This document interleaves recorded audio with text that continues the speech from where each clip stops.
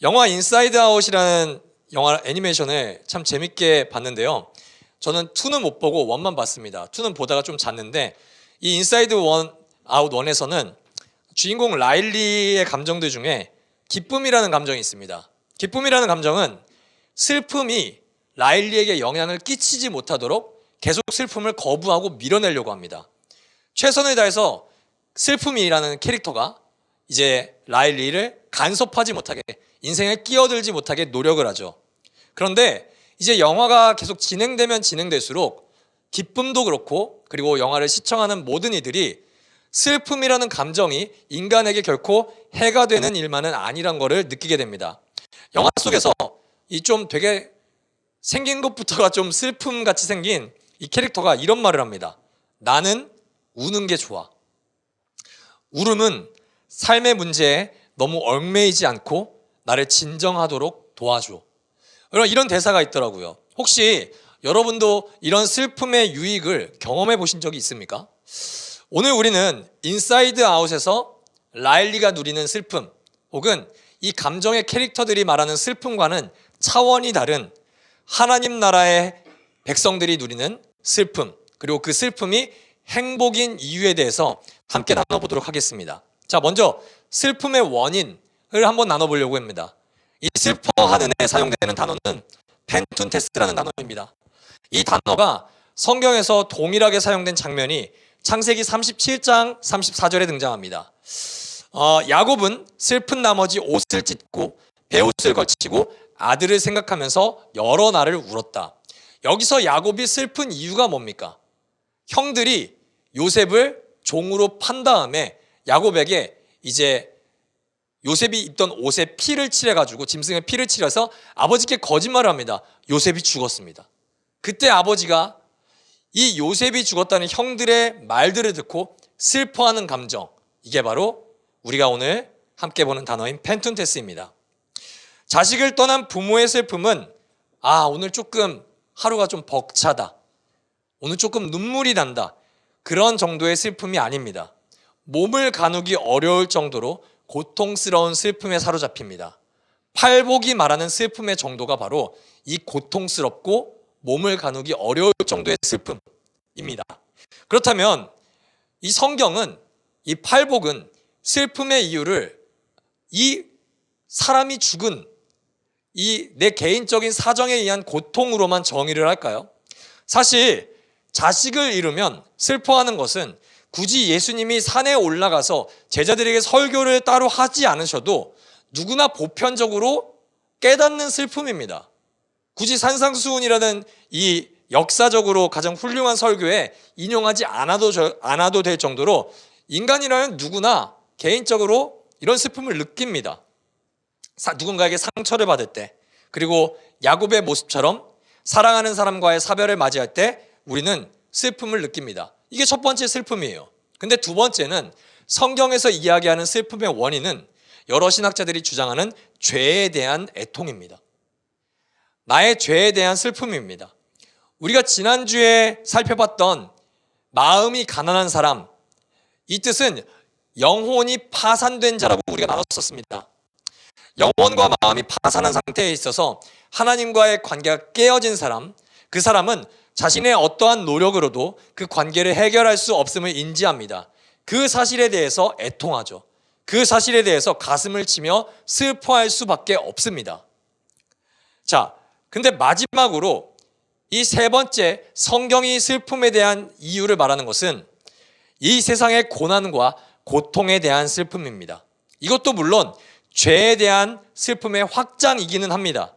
그런데 2번과 3번의 차이점이 있다면, 2번은 나의 개인적인 죄, 혹은 내가 하나님과의 관계가 단절된 죄에 대한 내 개인적인 슬픔이라면, 이 3번, 죄로 인해 깨어진 세상에 대한 슬픔은 내 죄뿐만이 아니라 타인의 죄에 대해서, 그리고 이 세상을 살아가는 모든 사람들의 죄로 인하여 망가진 세상에 대하여 느끼는 슬픔입니다. 방금 전에 우리가 앞에 보는 화면에서 이야기한 것처럼 세 가지 슬픔 중에 우리는 어떤 슬픔에 가장 집중하며 살아갈까요? 아마 대부분 1번일 겁니다. 내가 이번 주에 이런 일이 있었어. 참 재수가 없네. 혹은 내가 가장 사랑하는 사람이 이 세상을 떠났어. 이런 슬픔이 우리가 살아가면서 가장 많이 느끼는 슬픔입니다. 그런데 우리가 예수님께서 이 산상설교를 통해서 그리고 팔복이라는 이 복을 말하면서 제자들에게 말씀하고 싶었던 슬픔은 저는 어쩌면 1번이 아니라 나의 죄에 슬퍼할 수 있는 마음, 그리고 타인의 죄로 인하여 깨어진 세상에 대한 슬픔을 주님께서 제자들에게 가르치고 싶지 않았나 저는 생각해 봅니다. 단순히 개인의 고통으로 인하여 슬퍼하는 사람이 아니라 자신의 죄에 대하여 통곡할 정도로 슬퍼하고 더 나아가 깨어진 세상에 대하여 눈물을 흘리는 사람이 어쩌면 예수 그리스도의 진정한 제자이고 하나님 나라의 행복을 누릴 수 있는 사람이지 않을까 저는 묵상해 봤습니다. 사랑하는 라이트하우스 일상 가족 여러분, 먼저는 우리의 죄를 가볍게 여기지 마십시오. 우리가 한 주 동안에 짓고 살아가는 모든 죄를 슬퍼할 수 있어야 됩니다. 왜냐? 우리가 짓는 그 죄 때문에 예수 그리스도께서 십자가에서 죽음을 당하셨기 때문입니다. 또한 이 세상의 슬픔과 그리고 더 나아가 깨어진 사회의 영역에 대해서 탄식할 수 있는 슬픔이 우리 가운데 있기를 간절히 소망합니다. 자, 그렇다면 이 슬픔은, 개역개정에서 말하는 이 애통은 슬픔과 애통으로만 끝나냐? 그렇지 않습니다. 우리 5장 3절과 4절을 우리 함께 읽어보도록 하겠습니다. 시작. 마음이 가난한 사람은 복이 있다. 하나님이 그들을 위로하실 것이다. 여러분, 조금 어려운 얘기일 수 있지만 이 사복음서의 기자 중에 이 마태라는 사람은요, 구조적인 글쓰기로 굉장히 유명한 사람입니다. 무슨 글쓰기요? 구조적인 글쓰기. 항상 이 사람은 글을 쓸 때 뭔가 그냥 FP인 저처럼 그냥 막 쓰지 않아요. 그냥 인스타에 내 감정이 따라가는 대로 글을 쓰는 게 아니라 이 사람은 철저히 계획적으로 글을 쓰는 사람입니다. 그래서 이 팔복을 기록할 때도 굉장히 독특한 구조를 사용하는데 이게 바로 인클로지오라는 구조입니다. 인클로지오 되게 있어 보이는 것 같이 보이나 우리말로는 수미상관 들어보셨죠? 처음과 나중의 끝을 동일한 문장으로 장식을 하고 그 가운데 중요한 말들을 이제 적어 놓는 것, 그게 바로 수미상관 구조입니다. 팔복의 시작과 끝은요, 마음이 가난한 사람은 복이 있다. 하늘나라가 그들의 것이다.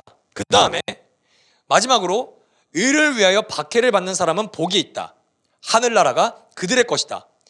이 받게 될 상이 완전히 똑같습니다. 근데 이 하늘나라가 그들의 것이다, 이 문장이 현재형 문장입니다. 시제가 현재형이에요.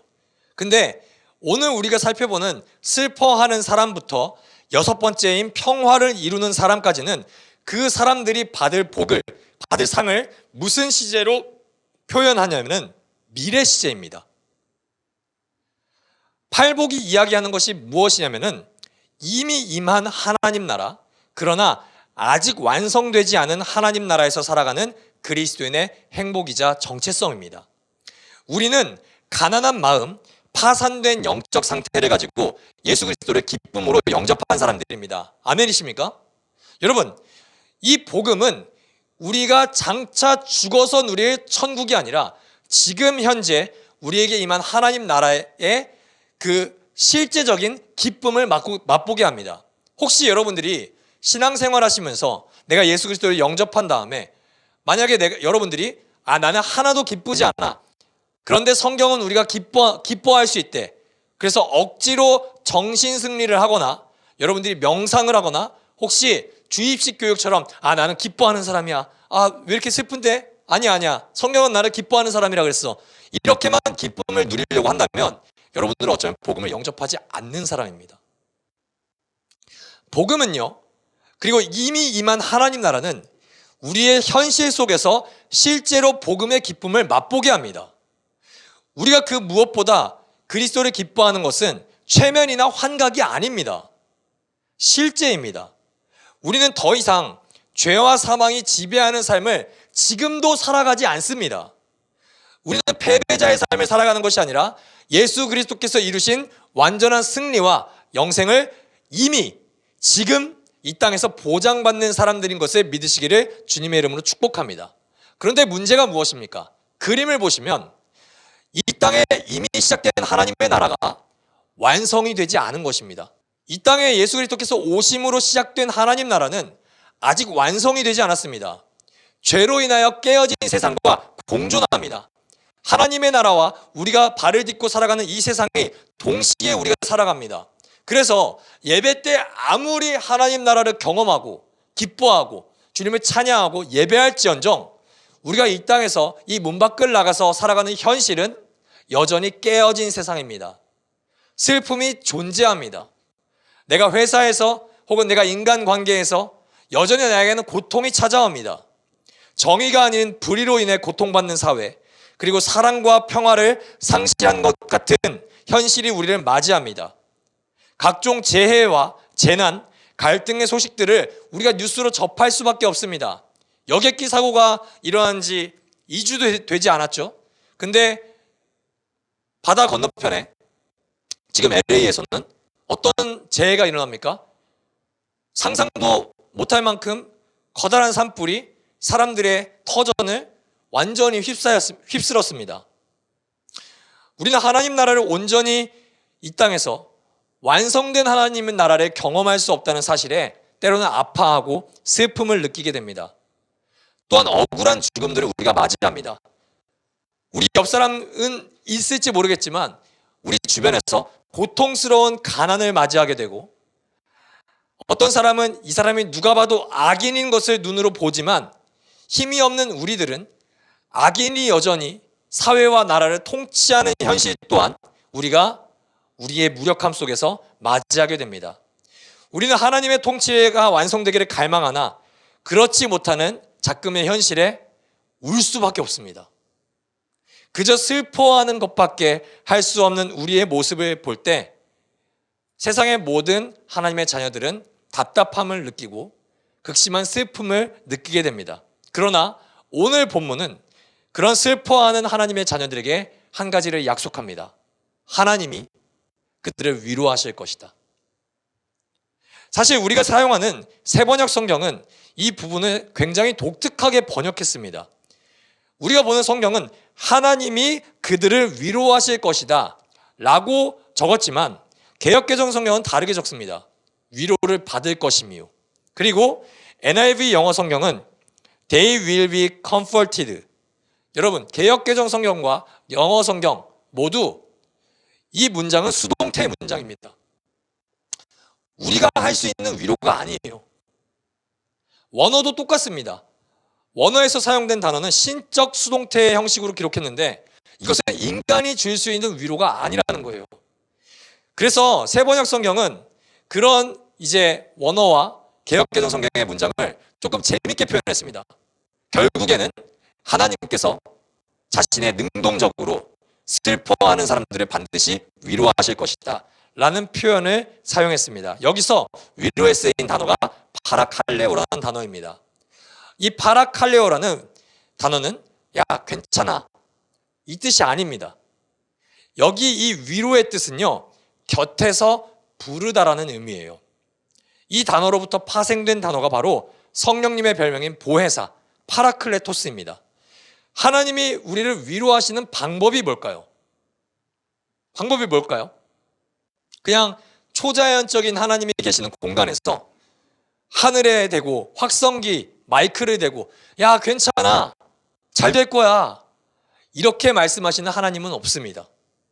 하나님은 우리를 위로하시는데 이 방법은 우리의 곁으로 찾아오셔서 우리와 함께 하시는 방법으로 우리를 위로하십니다.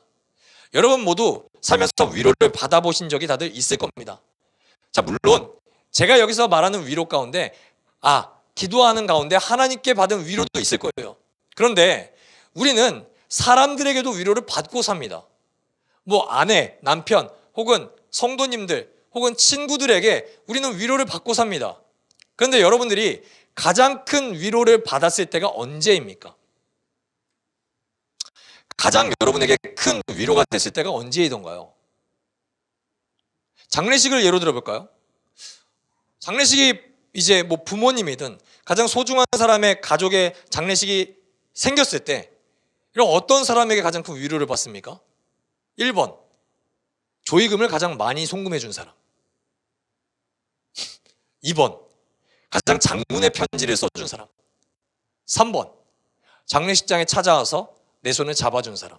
몇 번일까요? 저는 단언컨대 3번입니다. 물론 조의금도 중요하겠죠. 그런데 그 시간에 어두운 계통의 옷을 입고 그 멀리 있을지도 모르는 장례식장에서 찾아와서 나에게 위로를 해준다는 것은 생각보다 나의 인생에 오랫동안 기억에 남습니다. 하나님은요, 전지하신 분입니다. 하나님은 모든 걸 다 알고 계세요.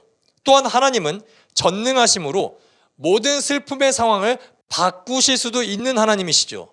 그런데 이 하나님께서 우리를 위로하실 때 선택하신 방법이 있습니다. 바로 우리와 함께 하시며 더 나아가 우리와 함께 우는 겁니다.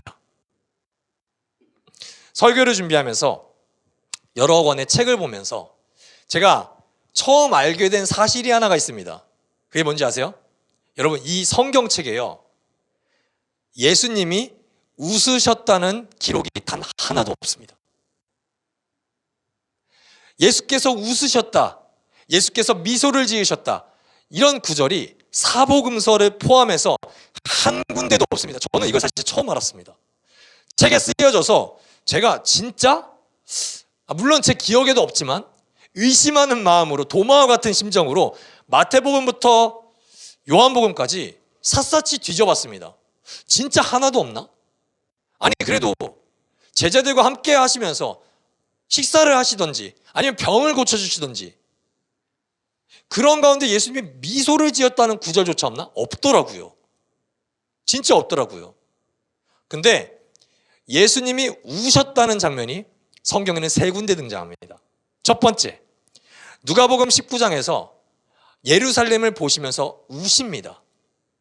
두 번째, 히브리서 5장 7절에 보면은 예수님이 겟세마네 동산에서 기도하면서 울면서 기도했다고 성경은 기록합니다. 그리고 마지막으로 하나는 여러분들이 가장 쉽게 기억하는 장면이 하나가 있습니다. 바로 요한복음 11장의 나사로의 죽음입니다. 예수님이 나사로가 죽는 것을 아셨을까요? 모르셨을까요? 아셨죠. 예수님은 하나님이시잖아요. 근데 이 나사로의 죽음의 현장, 그 장례식장의 현장에 방문하는 장면을 우리가 요한복음 11장 33절에서 35절 한번 같이 보도록 하겠습니다. 예수께서는 마리아가 우는 것과 함께 따라온 유대 사람들이 우는 것을 보시고 마음이 비통하여 괴로워하셨다. 예수께서 그들에게 물으셨다. 그를 어디에 두었느냐? 그들이 대답하였다. 주님, 와보십시오. 예수께서는 눈물을 흘리셨다.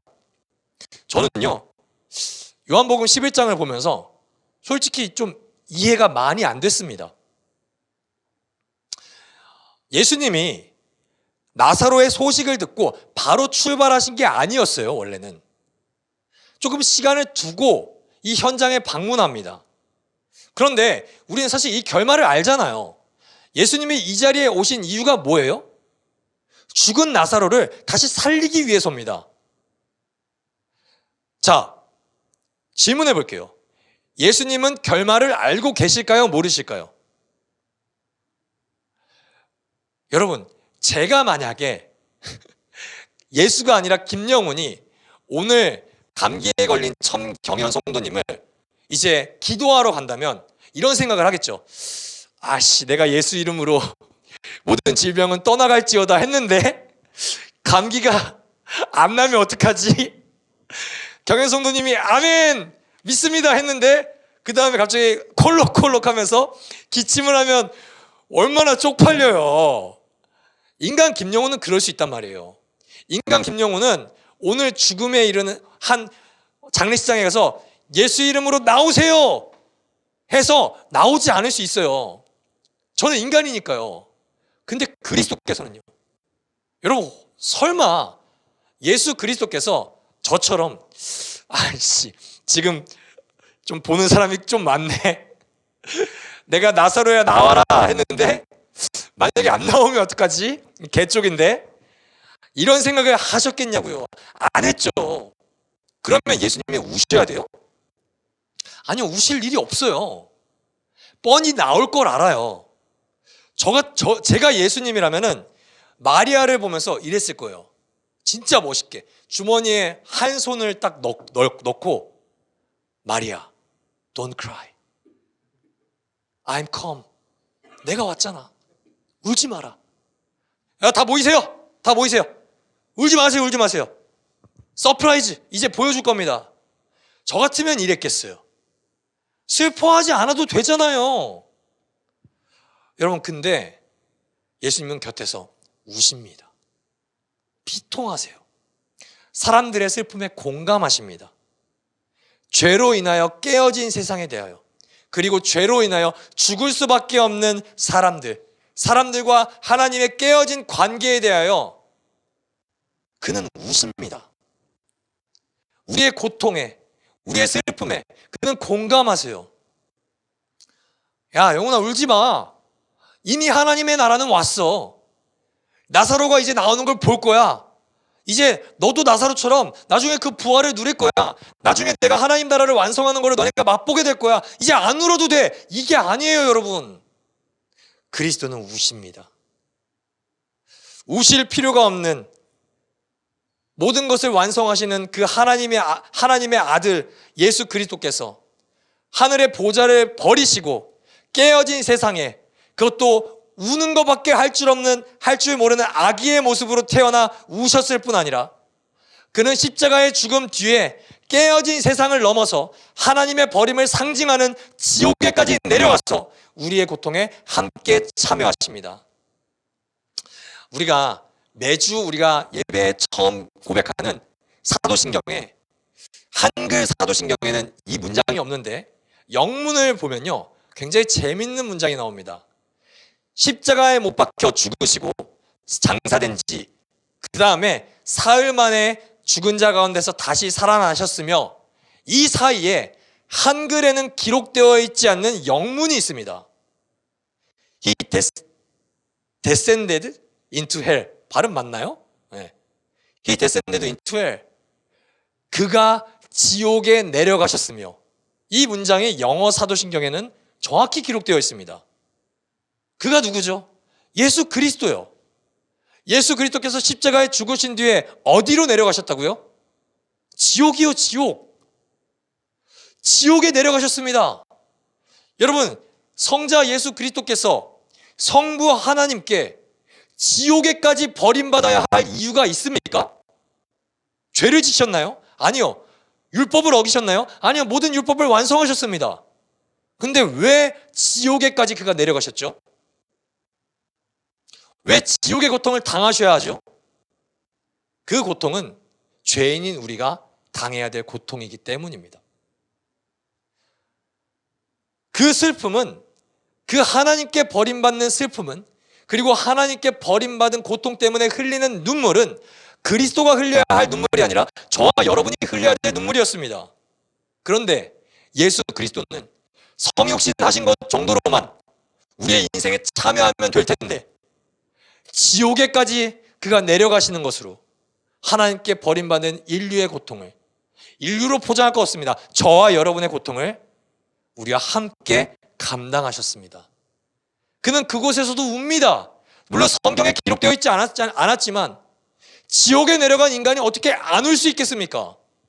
하나님께 버림받음으로 말미암아 예수 그리스도는 부활의 시간 전까지 끊임없이 울었을 겁니다. 우리가 믿는 것들에 대하여라는 이 책에서 김진혁 교수님이 이렇게 설명을 합니다. 성토요일의 어둠 속에서 하나님의 아들은 심판을 피할 수 없고 갇힐 수밖에 없는 인류의 운명마저 자기의 것으로 삼으셨다. 그럼으로써 하나님의 아들은 죄인이자 죽을 수밖에 없는 인류와 급진적으로 연대하고 가장 깊은 친교를 맺으셨습니다. 할렐루야. 사랑하는 라이트하우스 일상 가족 여러분, 우리를 사랑해서 하늘 보좌의 경계를 넘어 예수 그리스도는 우리가 살아가는 이 세상에 내려오셨습니다. 그리고 죽음의 경계를 넘어 지옥까지도 내려가서 우리와 함께 연대하신 임마누엘의 그 사랑은 여전히 우리와 함께 하십니다. 그리고 여전히 현실 세계에서도 우리를 위로하십니다. 결국 그리스도의 그 위로는 우리를 어느 자리까지 초대하냐면은 부활의 자리와 회복의 자리까지 우리를 초대합니다. 여전히 내 안에는 꿈틀대는 죄악들이 있습니다. 우리는 이 죄 때문에 고통스러워합니다. 나 예수 믿었는데, 내가 올해는 제자도라는 그 타이틀에 내가 자기를 부인하고 십자가를 지고 주님을 따르려고 작정까지 했는데 나는 1월이 가기 전에도 죄를 짓는구나. 이 죄악 때문에 슬퍼할 수 있습니다. 또한 기술이 발전하고 문명이 발전했음에도 불구하고 여전히 깨어진 세상의 모습은 우리를 슬픔에 휩싸이게 합니다. 이스라엘과 팔레스타인의 전쟁은 아직 끝나지 않았고 러시아와 우크라이나의 전쟁은 금방 끝날 줄 알았지만 아직도 여전히 끝날 기미가 안 보입니다. 무한공항 사건은 어떻습니까? 우리는 이제 애도 기간이 끝났습니다. 근데 유가족들의 슬픔이 끝이 났나요? 아닙니다. 그들의 슬픔은 평생입니다. 어쩌면 기독교인임에도 불구하고 그들은 비행기만 보면 천국 가는 그날까지 슬픔을 느껴야만 하는 상황에서 살아갈지도 모릅니다. 그래서 성경은 그들과 우리를 슬픔의 자리로 초대합니다. 이 깨어진 세상, 그리고 나의 죄로 인하여 우리를 슬퍼할 수밖에 없는 그 자리로 하나님은 우리를 초청합니다. 그때마다 우리 곁에서 우리를 부르시는 성령님은 우리를 위로하십니다. 할렐루야. 말씀 한 구절만 보고 우리 설교를 정리하려고 합니다. 요한계시록 21장 4절의 말씀입니다. 우리 다 같이 큰 목소리 한번 읽겠습니다. 시작. 그들의 눈에서 모든 눈물을 닦아주실 것이니 다시는 죽음이 없고